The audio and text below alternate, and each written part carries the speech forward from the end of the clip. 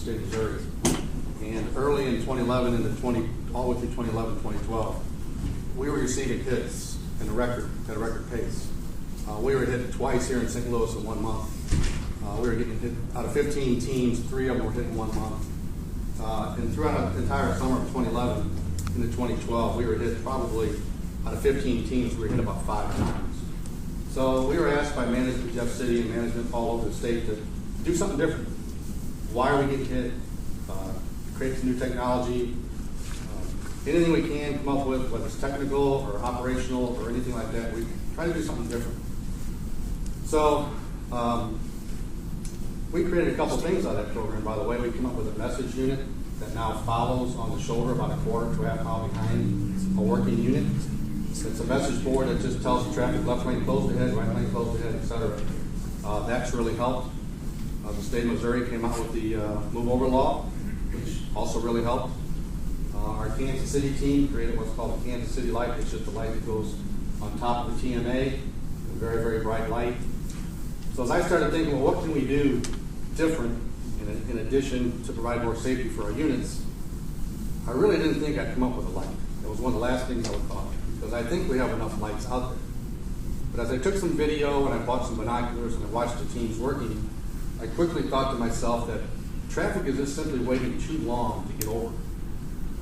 People that would even hit us would say, well, I saw you a half mile ahead, but I guess you were going slower than anticipated.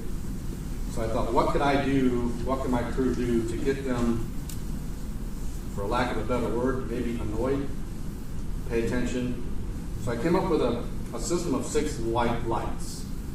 Again, I wasn't a light fan, but I thought, well, I can't get any other thing out there, so I would try 6 white lights. I bought some pretty cheap lights the first time. I mounted about the height of a tractor trailer truck, and I mounted another one below, 3 below, at about the height of the car. I can't get exact height because of the dump trucks and TMAs and stuff like that. So we hook up those 6 white lights, and they're on a control switch, because I don't want the white lights to stay on. I don't want just another white light or yellow light on. So as the operators will see traffic coming at them, even a quarter mile behind them, they will activate the white lights. And it's strictly when they hold the button, the white lights will work. When they let the button go, the lights go off. Because, again, I don't want them to forget it. I don't want it to be another light. So we started getting a lot of traffic moving over much sooner when they would see the light. In my mind, they started saying, well, that light came on because of me doing something wrong. I maybe should move over. And that's our goal, is to get them to move over quickly, because the cars behind them were the ones hitting us. So therefore, we get them to move over sooner, the people behind them have more notice to move over. So it progressed throughout the first year. I put in what's called a challenge, a solutions work challenge here in the state of Missouri. It won first place. We implemented them on almost every light, I believe. Every truck, I believe, has them. That's on our main roadways, have them. The work unit has a protective unit, have the lights. Recently, I've switched to a much more better light. It's just not me walking into a company and saying I need 6 white lights. Now it's much more designed. It is designed for what we use it for. It has a bracket system that doesn't hardly ever have to be adjusted. We take our TMAs on and off. These are attached to the TMAs. We take them on and off every time there's a chance of snow here in St. Louis. So they get moved around a lot, they get bumped around a lot, and this bracket is a very good bracket. The white lights that you'll see in a minute outside are very bright.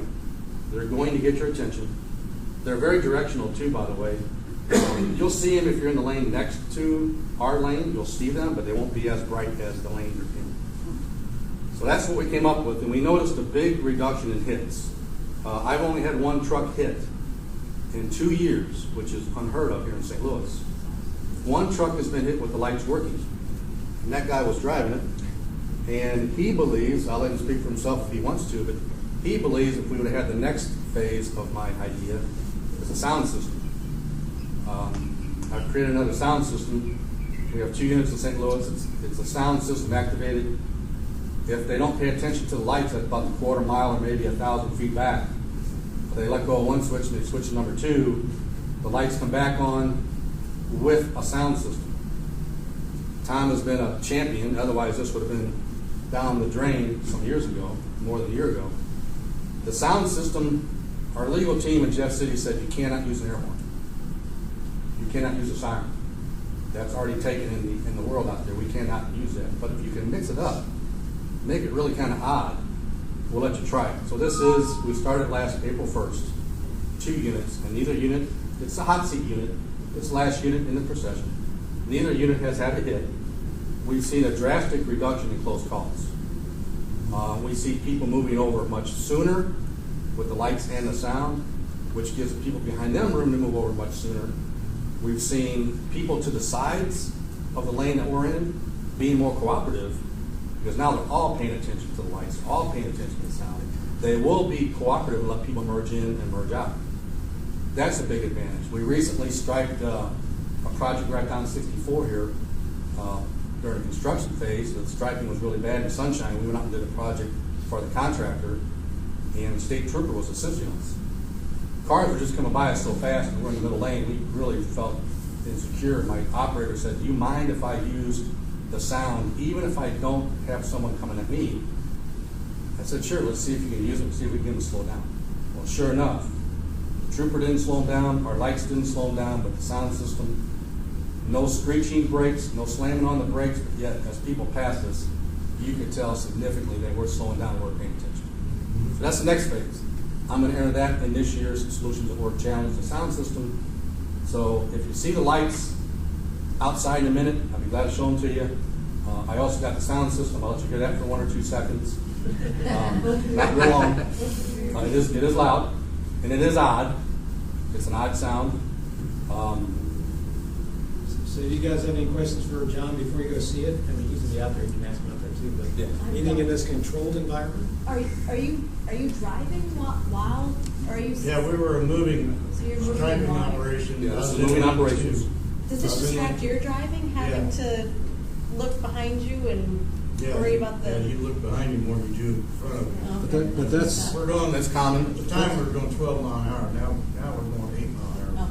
But we've Yeah, changed our- striping speed or even behind a broom, it's a bungee cord, and the people can lay it across their lap, or they can put it anywhere they want, and they just simply hold it as if you don't see somebody coming, you're not going to activate the light or the sound now. But if you see someone coming, you're going to activate the light as early as you can. And if you are lucky enough to have a sound unit, you will activate the light first, and the sound will come on second. And the people now that work the sound units that have to get on these interstates almost fight over the sound trucks. And there's 2 out of, I have 9 of them. I have 9 TMAs just in my crew. 2 of them have sound, and the people are fighting over it. If they're going the interstate, they're arguing who's getting the sound truck. So it is working. I think I have a lot of faith in it. We have some more modifications I plan to do in the future. The speaker system that I bought is already obsolete, by the way. I can't find them anymore. So we need to upgrade the speakers.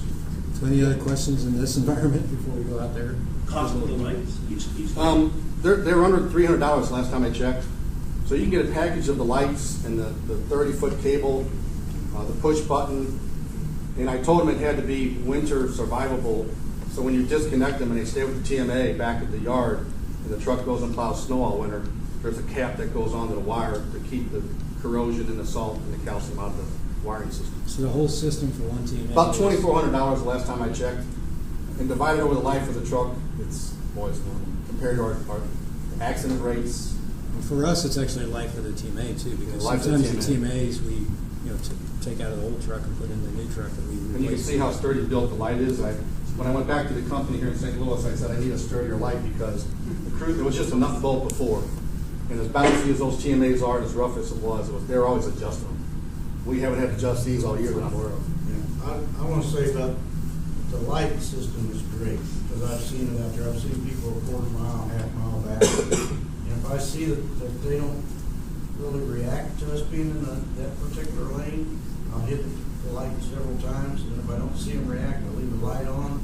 And then, it's a quarter mile, half mile back, you see a left or a right turn signal come on. But this particular guy that hit me was not looking. He was down on the floor reaching for gum, and he was probably doing 70, 75 miles an hour. And he looked up, and there I was. But if I'd have had that sound system, I'd You blew him out before. that. Gary came to signing and striping from Motorist Assist. So he has a lot of experience with traffic and controlling traffic. And I guess the only thing I would say too about the sound, it's really no different in my opinion as to someone's gonna sideswipe me or cut me off and I'm trying to get their attention with a horn. That's really all we're trying to do is, I'm trying to get 8 seconds of warning. 6, 7, 8 seconds is a long way on the highway. 60 miles an hour is 88 feet a second. So if we can get 6, 7, 8 seconds, that's a lot of time to slow down or move. We really, like I said before, people, if you have the other people here from maintenance, that just, this last year transferred to me. The first time they use them, they never want to go back on the interstate without them. So I'm curious, do any of you guys do anything like this? Do you have something better? 'Cause we'd like to learn from you too. We don't have anything better. We have what you guys, so thanks for the idea. As a result of this no boundaries, about a year ago, we had 4 trucks hit in a 3-month span. Right. So it just so happened to be coincidence that Mike was talking about it, he presented. And we took it, put them on 8 trucks in Columbus. We haven't had a hit since. I haven't talked to them about it since, but I know they're on all the trucks. That's awesome. Lights only or light and? Just the lights. I don't know that John emphasized that our striping is by far our highest risk. So, he's the guy that's on every road going slow. And on top of that, this year, we significantly slowed down. So we're at 8 miles an hour. 8 miles an hour striping. Slower than we've ever done before with 0 hits. And it's, how many times have you had that in your career? No hits in a year? Oh, I don't know if it's ever happened for me. Yeah, Steve. This is my 40th year. I retired. So by going not here. By going that slow, Yeah, he's 40 actually years. exposed more, and it's a higher risk, and he didn't have a hit. So it is really impressive to me. And the other really important thing to me with the lights and the sound is we've all had people get behind our TMAs and do 8 miles an hour along with us or 12 miles an hour along with us. And if these citizens, our family, our friends, our neighbors, get hit at that speed, they're going to get significantly hurt.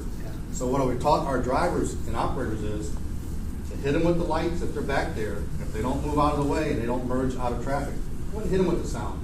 It's annoying. It really is relaying to them that they're doing something wrong.